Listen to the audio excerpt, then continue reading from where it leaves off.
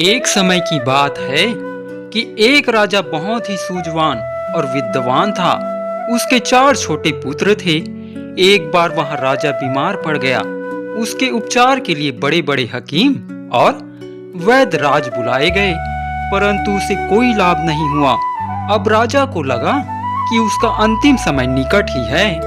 उसने अपने चारों पुत्रों को अपने पास बुलाया और कहा, मृत्यु का कोई इलाज नहीं हुआ करता। यह संसार एक सराय है। अब मेरे बचने का कोई उपाय नजर नहीं आ रहा। मैं तुम्हें जाते जाते यहाँ शिक्षा देना चाहता हूँ कि तुम 3 दिशाओं में शिकार खेलने के लिए जाना, परंतु भूल से कभी भी चौथी दिशा में कभी मत जाना। यह कहकर राजा ने दम तोड़ दिया। सारे राज्य में एक शोक की लहर दौड़ गई और हाहाकार मच गया। समय व्यतीत होने पर राजा के चारों पुत्र बड़े हो गए। सबसे बड़ा 20 वर्ष का था। उसने सिंहासन संभाल लिया। उन चारों भाइयों का आपस में बहुत प्यार था। वे जो भी काम करते बड़े भाई की सलाह के साथ करते थे और वे जब भी शिकार खेलने के लिए जाते तो भी साथ ही जाते थे, कभी अकेले नहीं जाते थे। एक दिन चारों भाई शाही पोशाक पहनकर सुंदर घोड़ों पर सवार होकर अपने हाथों में तीर कमान और शस्त्र लेकर शिकार खेलने के लिए गए। वे तीनों दिशाओं में घूमते रहे, परंतु उस दिशा में उन्हें कोई शिकार नहीं मिला। अब खाली हाथ घर वापस जाना उन्हें अच्छा नहीं लगा। इसलिए अब राजकुमारों ने चौथी दिशा, जो शेष रह गई थी, में जाने का फैसला किया। बड़े भाई ने अपने पिताजी की अंतिम समय में प्रदान की गई शिक्षा का स्मरण कराया और चौथी दिशा में जाने से रोका, परंतु जब तीनों भाइयों ने हट किया तो उसे भी मानना पड़ा। अब चारों राजकुमार चौथी दिशा में शिकार खेलने के लिए चल पड़े। वे जंगल में घूम रहे थे, परंतु उन्हें कोई भी शिकार नजर नहीं आ रहा था। जंगल में उनको एक मड़होला महल दिखाई दिया। वे सब भाई सोचने लगे कि हमें इस महल का पता करना चाहिए। उन्होंने सबसे छोटे भाई से कहा कि हम वृक्ष के नीचे बैठते हैं, तुम उस महल का पता करके आओ कि यह किसका है।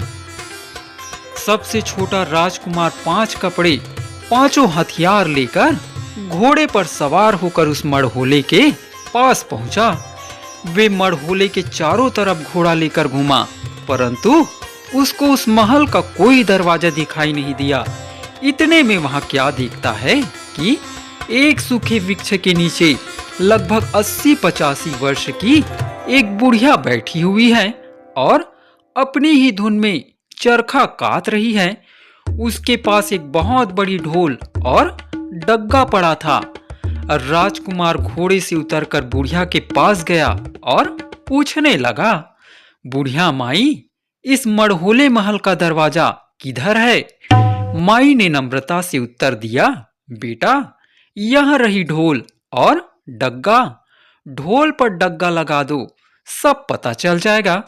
राजकुमार ने घोड़े को वृक्ष से बांधा और डग्गा पकड़कर ढोल पर लगा दिया। डग्गा बजते ही मड़होले महल के चारों ओर के दरवाजे खुले हुए दिखाई देने लगे। राजकुमार एक दरवाजे से भीतर गया तो क्या देखता है कि सुंदर हीरो और मोतियों के हार थे। रानी कब मिली, राजकुमार उसे देखते ही मोहित हो गया। रानी उसको देखकर हंसने लगी। रानी ने राजकुमार का आदर किया और अपने पास पलंग पर ही बिठा लिया। रानी को देखकर राजकुमार सब कुछ भूल गया। वह रानी को पूछने लगा, तुम कौन हो?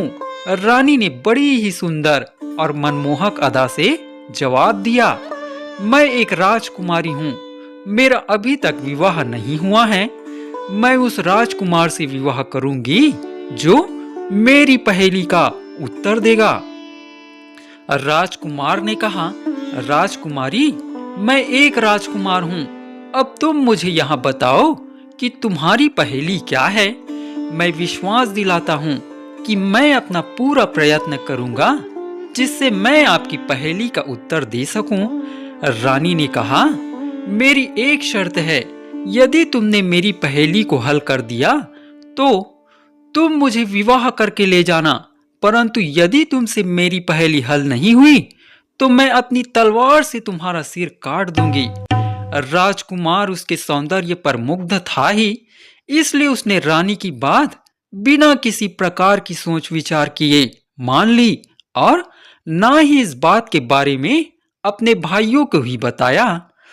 रानी ने पहेली पाई, बताओ गुल ने मुसब्बर के साथ क्या किया और मुसब्बर ने गुल के साथ क्या किया।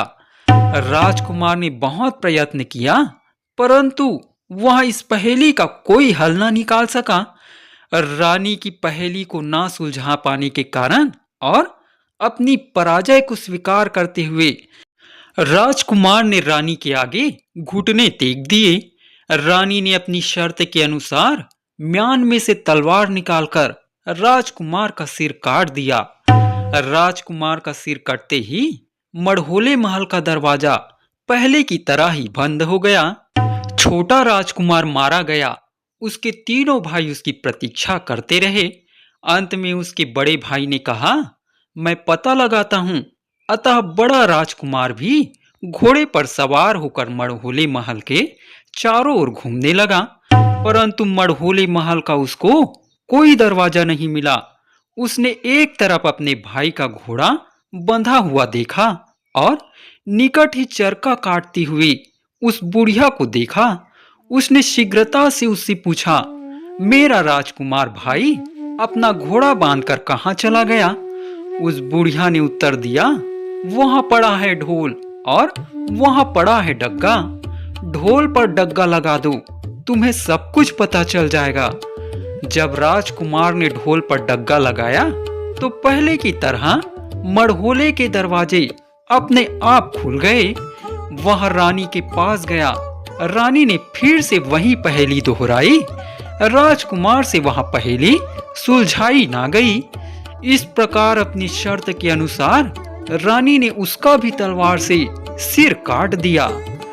जब दूसरा राजकुमार भी ना आया तो तीसरा राजकुमार, जो बड़े भाई से छोटा था, अपने भाइयों का पता लगाने के लिए घोड़े पर सवार होकर मड़होले महल की तरफ चल पड़ा।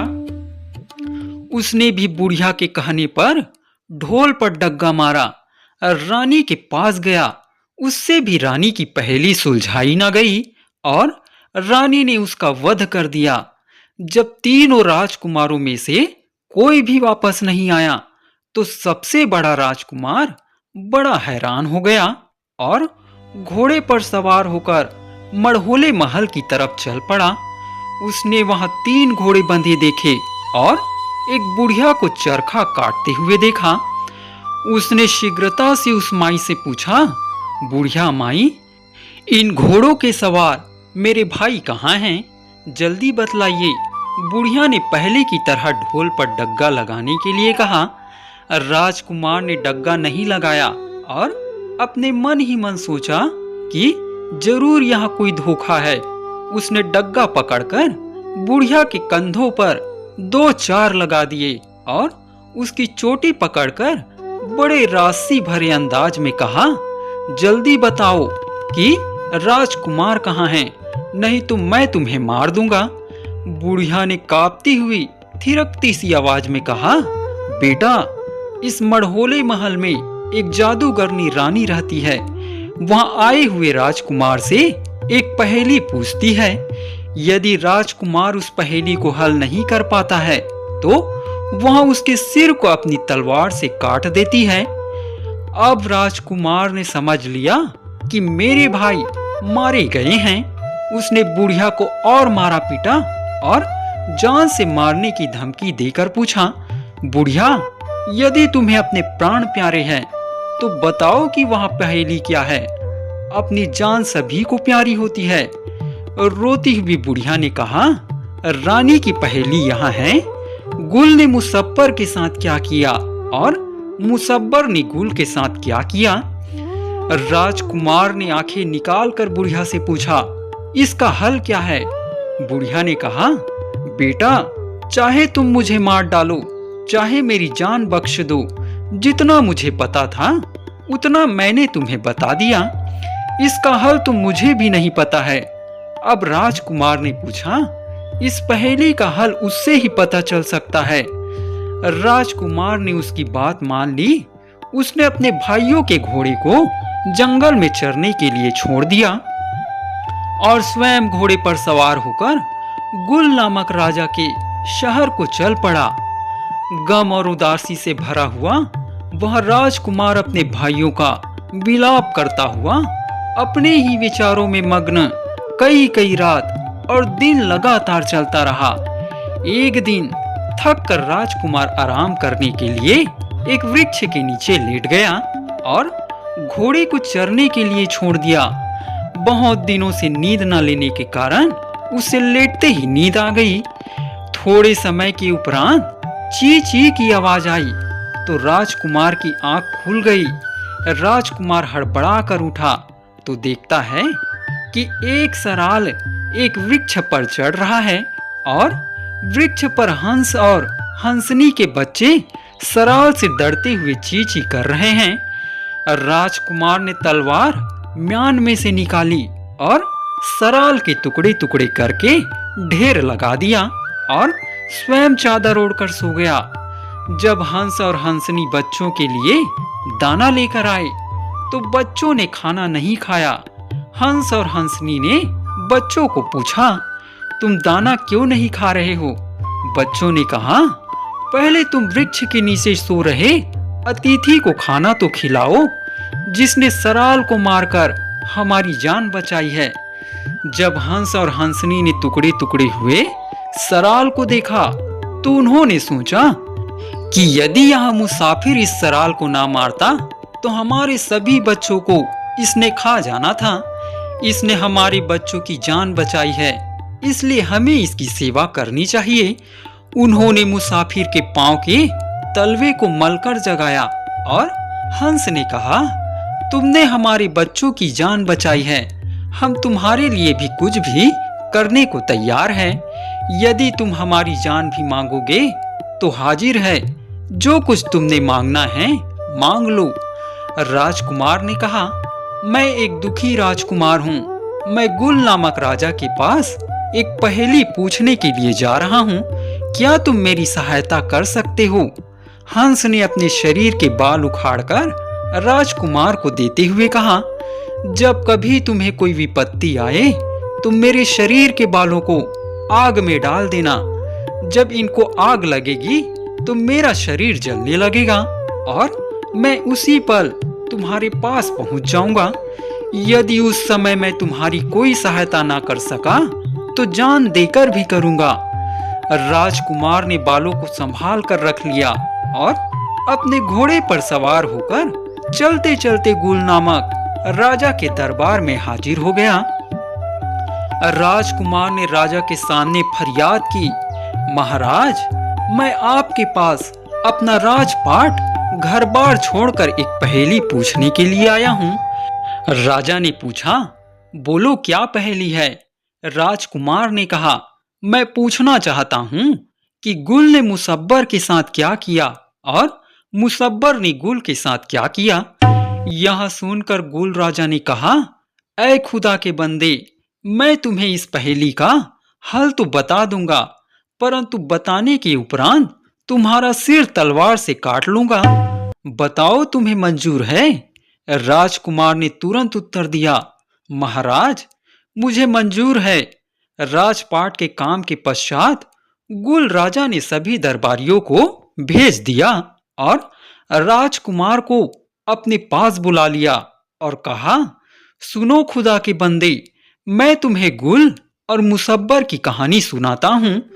गुल तो मेरा नाम है और मेरी रानी का नाम है मुसब्बर।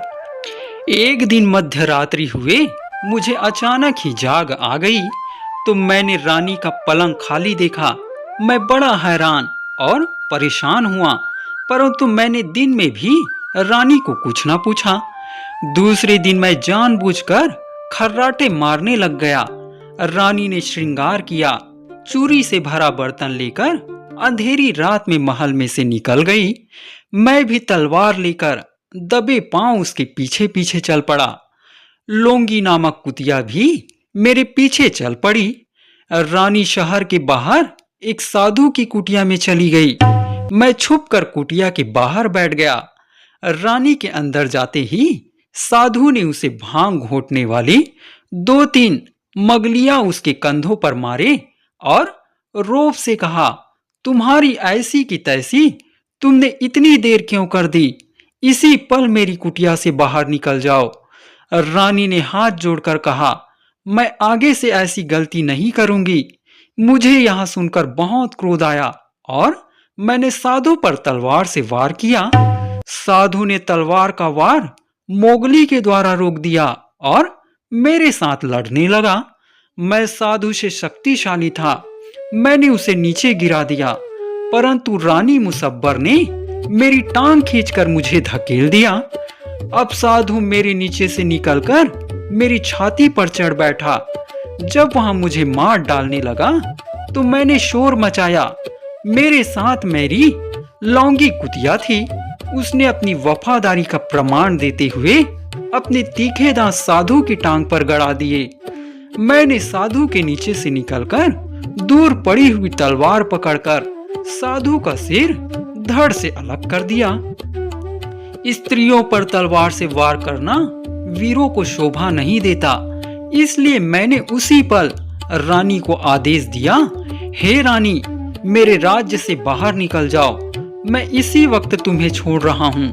अपनी बात सुनाते हुए गुल राजा की आंखें लाल हो रही थी और उसने कहा, मुसाफिर यहाँ हैं जो गुल ने मुसब्बर के साथ किया और मुसब्बर ने गुल के साथ क्या किया, यह मैं तुम्हें फिर सुनाऊंगा। अब तुमने जो खाना पीना है खा पी लो। तुम परदेसी हो, तुम्हारा सिर मैंने काट लेना है। राजकुमार ने कहा, मैंने कुछ नहीं खाना है, परंतु मेरे दिल में एक इच्छा है कि मैं आपके महलों पर चढ़कर नया हुक्का, नई चीलम, नई नड़ी और नई टोपी में कोयलों की आग अच्छी तरह से चीलम भर कर रखी हो और हुक्का भरकर मुझे दिया जाए तो मैं जाते समय 2 घूंट उसके ले लूं। गुल राजा मान गया। उसने आज्ञा देकर नया हुक्का तैयार करवाया और राजकुमार ने महलों पर चढ़कर हुक्का पीना आरंभ कर दिया और अपनी पगड़ी में बांधे हुए हंस के शरीर के बाल टोपी की आग में डाल दिए। दूर बैठे हुए उस हंस के शरीर को सेक लगा तो वह तेजी से उड़ता हुआ महल में राजकुमार के समक्ष आ गया। उसने राजकुमार को कहा, तुम्हें क्या विपत्ति आ गई है?